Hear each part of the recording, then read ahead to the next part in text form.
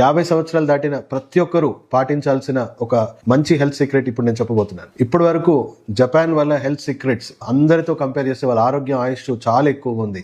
So వాళ్ళు పాటించే ఎన్నో హెల్త్ సీక్రెట్స్ మనం షేర్ చేసుకున్నాము. సో ప్రతి వీడియోలో మీరు అది చూడొచ్చు.